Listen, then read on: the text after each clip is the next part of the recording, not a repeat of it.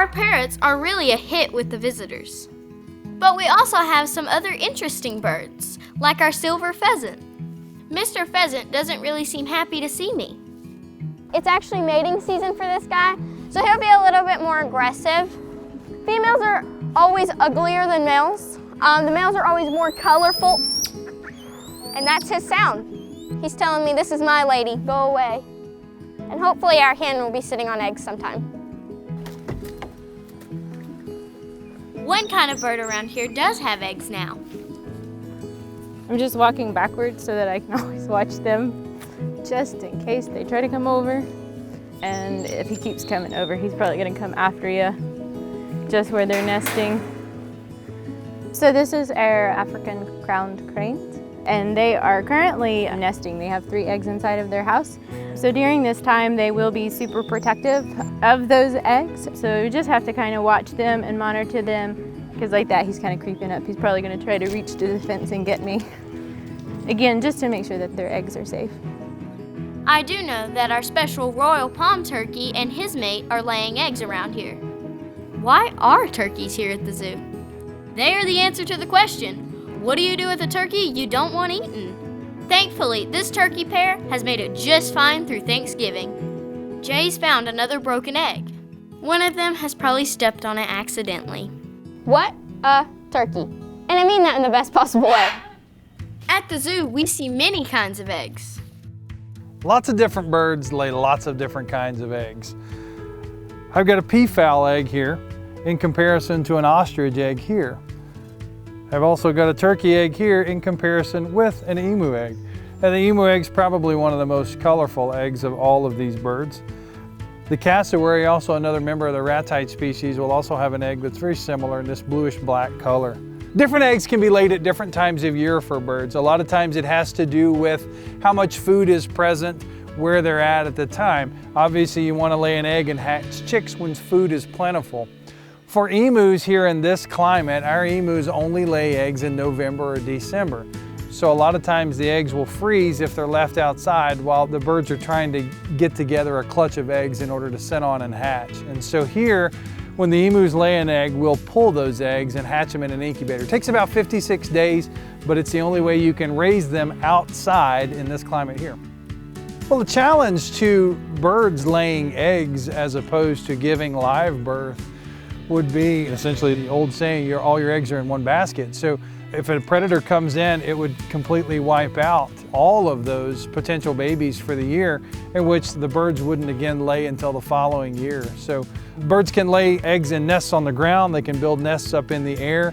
Sometimes the females sit on the eggs. With ratites, the males will incubate and protect the eggs. And a lot of times, like with rayas, for instance, the males kind of protect the chicks and kind of take care of them and take that mother role, whereas the females in a lot of other animal species do that. An interesting fact about kiwis, a ground bird out of New Zealand, is the kiwi has the largest egg per body size of any bird in the world. If you take a look at an egg inside a kiwi on an x-ray, it takes up 3/4 of the animals inside. Really impressive. We've talked about the birds that like my dad, but there's one flightless bird that isn't into him much, that is often thought to have evolved from a dinosaur. So many evolutionists believe that our modern day ostriches or even roosters descended from none other than the Tyrannosaurus rex. But in order for that to have happened, there's a lot of different changes that would have had to have taken place. One of these would be air exchange. You know, birds have a different air exchange than what mammals or even reptiles have. We are constantly breathing in and out. We're exchanging oxygen for carbon dioxide, but birds don't breathe that way. They don't have what's called tidal respiration. Birds are a continuous movement of air through their lungs, not necessarily exchanging in the same way that we exchange. A dinosaur, for instance, would have to undergo a significant change in its respiratory system in order for that to occur. One of the most easily recognizable things is obviously those scales have to turn to feathers. So we got to get rid of all the scales. We're not even growing hair, we're going to grow feathers. If you look at ostriches in particular, and even emus and rheas, some of the other ratite species, they're flightless birds. The arm of the dinosaur is going to have to change to a wing in order for a bird to fly, but the bone structure of mammals is much, much different, mammals and reptiles, than it is with birds. In order for birds to be able to fly, they have almost a hollow bone that decreases the weight and allows birds to be able to gain flight. Reptiles, on the other hand, have a dense spongy bone, much different from that bone of birds. So transitioning from a reptile into a bird is a tremendous engineering feat. When you look at an ostrich here, for instance, its brain is roughly the size of its eyeball. So not a lot of complexity in that brain. So the ability to be able to transition could only have been something that I believe was done through creation. They were created as two totally separate species. What? The ostrich brain is about the size of its eye? What a bird brain. The Bible even talks about how the ostrich isn't too smart.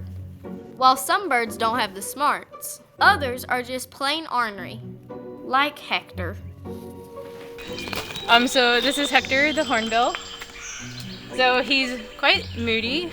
We always joke that if Hector is mad at you, then you're not doing anything wrong, because that's how he shows all of his emotion.